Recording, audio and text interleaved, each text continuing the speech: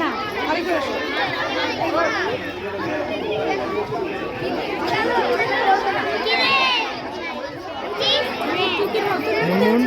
মুনমুন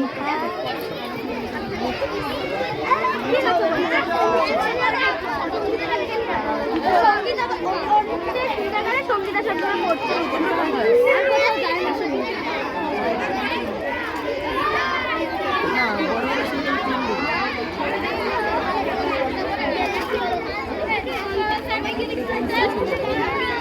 এইমাত্র আমাদের নবীকরণ অনুষ্ঠান শেষ হতে চলল।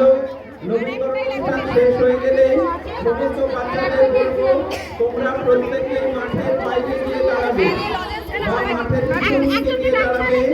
ওখানে যে সমস্ত ছেলেমেয়েরা নৃত্যের সাথে সাথে পা মেলাবে তাদের জন্য